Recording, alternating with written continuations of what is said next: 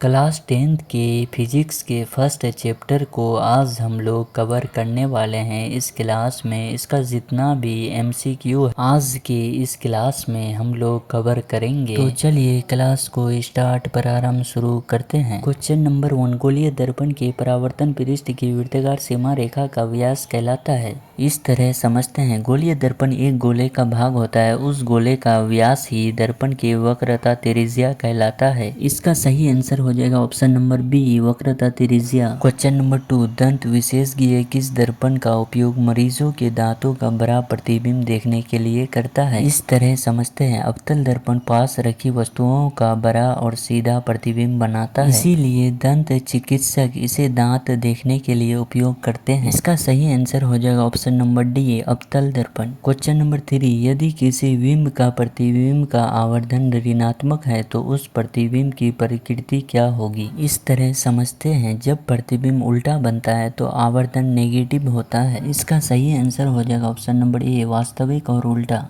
Question number 4, निम्नलिखित में कौन उत्तल दर्पण की फोकस दूरी है जिसकी वक्रता त्रिज्या 32 सेंटीमीटर है। जब भी इस तरह का क्वेश्चन आएगा तो 2 से डिवाइड कर दीजिएगा, यानी उसका आधा कर दीजिएगा। इसका सही आंसर हो जाएगा ऑप्शन नंबर बी, +16 सेंटीमीटर, क्योंकि 32 सेंटीमीटर पॉजिटिव में है तो इसका भी आंसर हो जाएगा पॉजिटिव। क्वेश्चन नंबर 5, परावर्तन के नियम से निर्धारित होता है। इसको समझते हैं, जब प्रकाश किसी सतह से टकराता है तो आपतन कोण हमेशा परावर्तन कोण के बराबर होता है, इसीलिए इसका सही आंसर हो जाएगा ऑप्शन नंबर ए, आपतन कोण इक्वल टू परावर्तन कोण।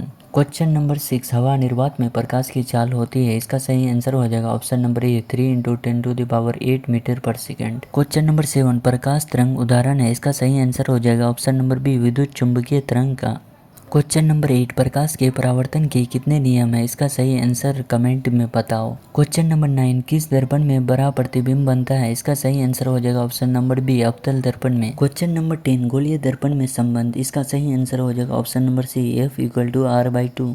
क्वेश्चन नंबर 11, समतल दर्पण द्वारा बना प्रतिबिंब होता है। इसका सही आंसर हो जाएगा ऑप्शन नंबर बी, काल्पनिक। क्वेश्चन नंबर 12, दाढ़ी बनाने में कौन सा दर्पण उपयुक्त होता है। इसका सही आंसर हो जाएगा ऑप्शन नंबर बी, अवतल दर्पण। क्वेश्चन नंबर 13, दर्पण सूत्र है। इसका सही आंसर हो जाएगा option number D, 1/v + 1/u = 1/f।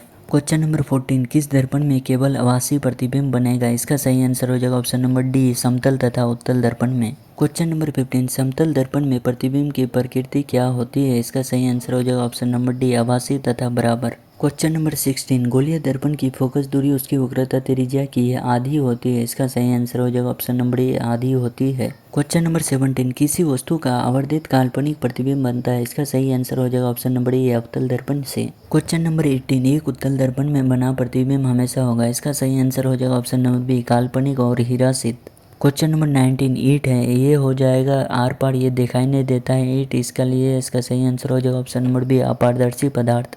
Question number 20, हमारी आंखें जो देख सकती है वह वस्तुएं हैं। इसका सही आंसर हो जाएगा ऑप्शन नंबर बी, द्वीप्त या प्रद्वीप्त। क्वेश्चन नंबर 21, एक मनुष्य समतल दर्पण की ओर 3 मीटर पर सेकेंड की चाल से आ रहा है। मनुष्य को दर्पण में अपना प्रतिबिंब किस चाल से आता हुआ प्रतीत होगा। 3 का दुगुना हो जाएगा, 3 का दुगुना हो जाएगा तो इसका सही आंसर हो जाएगा ऑप्शन नंबर सी, 6 मीटर पर सेकेंड। क्वेश्चन नंबर 22, संयुग्मी फोकस संभव है केवल। इसका सही आंसर हो जाएगा ऑप्शन नंबर बी, अवतल दर्पण में।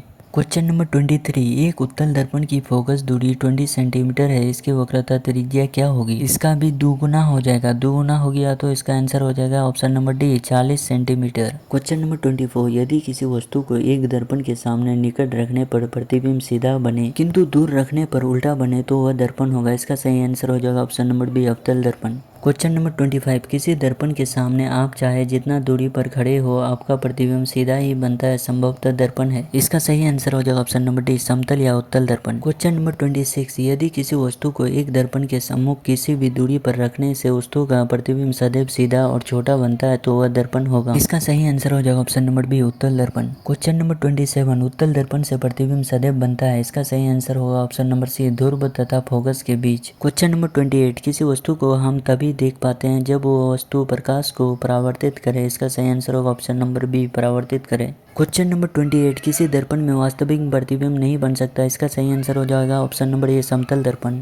क्वेश्चन नंबर 30, अवतल दर्पण के फोकस से चलती किरणें परावर्तन के बाद। इसका सही आंसर हो जाएगा ऑप्शन नंबर ए, प्रधान अक्ष के समांतर हो जाती है।